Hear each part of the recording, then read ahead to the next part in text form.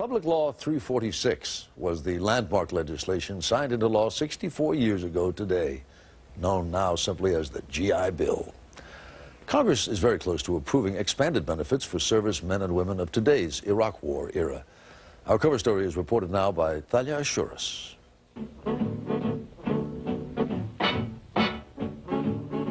They returned to a hero's welcome.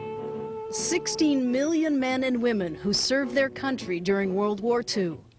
1 out of every 9 Americans. Yet, along with all the smiles and the tears of joy, there were fresh worries.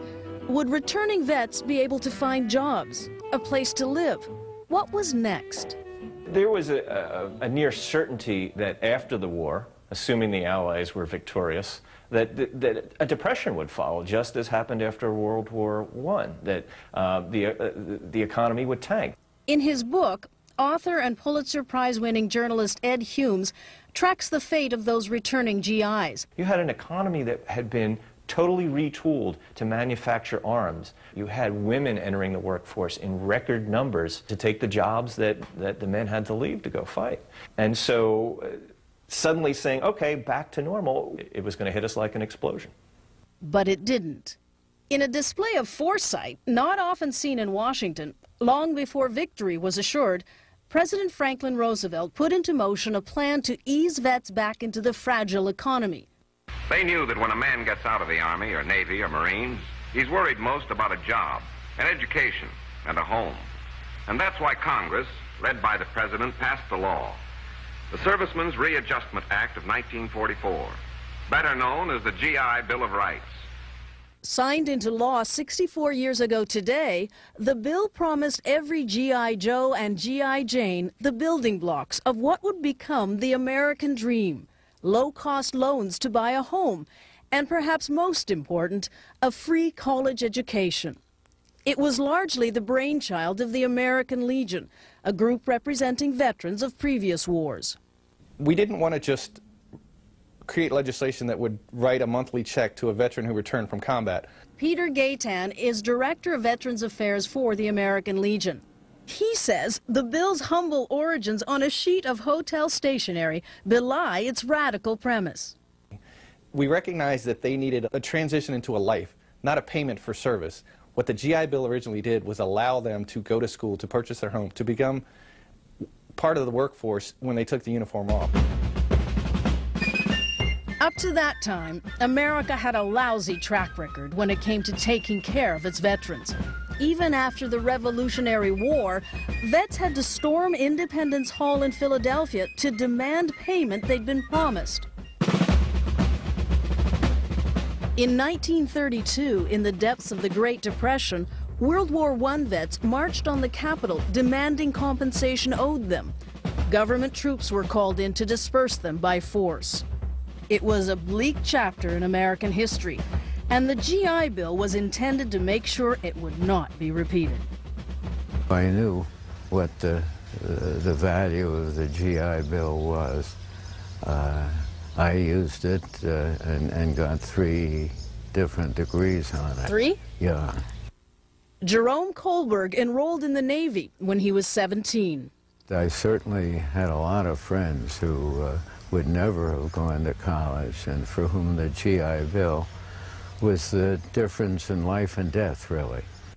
Now 82, Kohlberg is a billionaire businessman, and he's giving away millions to help today's veterans pursue their educations, a way of paying back the investment the country once made in him.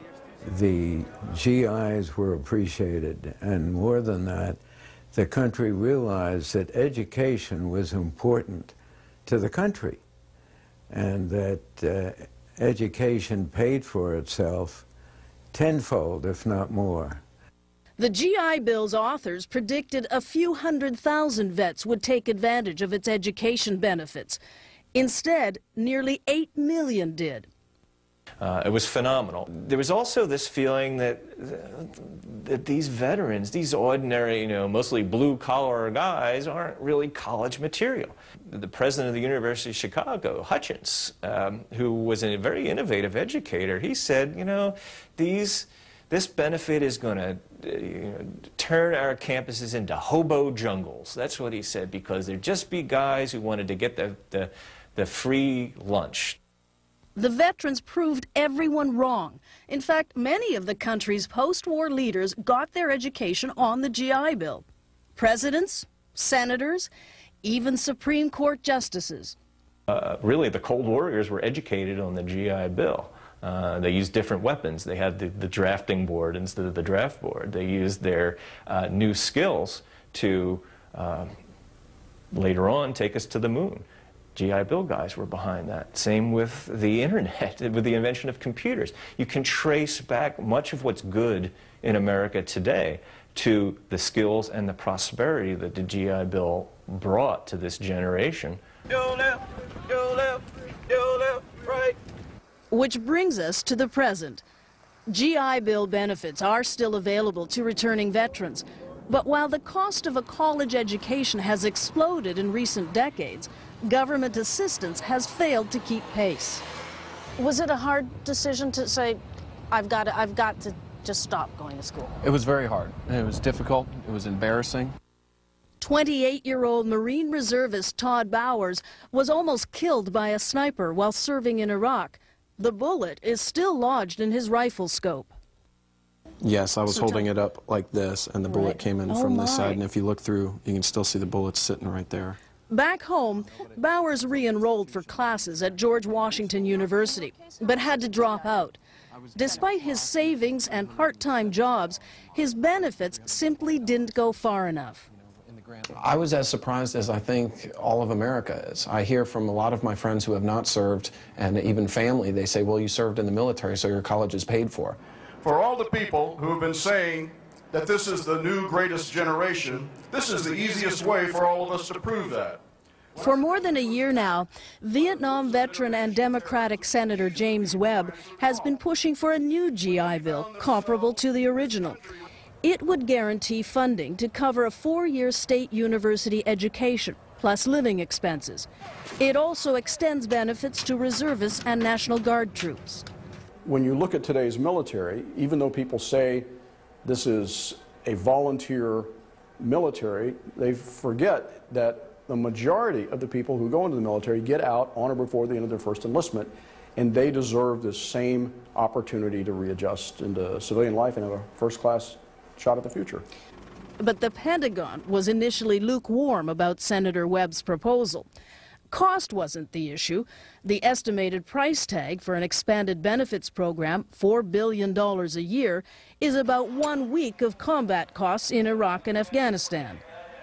Still, until this past Thursday, the Bush administration and the Pentagon were balking because of concerns the new bill could encourage forces to leave the military. Undersecretary of Defense for Manpower Issues, David Chu. We in the department want to be careful that any changes to the benefit don't undercut retention. In other words, if you are very generous about post-service education, you're creating a draw away from continued military service, which we would need to counteract. But confronted with evidence that Senator Webb's proposal was gaining bipartisan support, on Thursday, President Bush withdrew his opposition. Hoping to encourage skilled forces to stay in the ranks, the compromise version of the bill will allow education funds to be transferred to military family members as well. We'll help you while you're in service. Here's our tuition assistance program. You can take this gift from the American public and you can give it to your spouse, to your kids, whatever. I think it's a very powerful draw. Author Ed Humes believes the new GI Bill proposal is true to the spirit of the original legislation.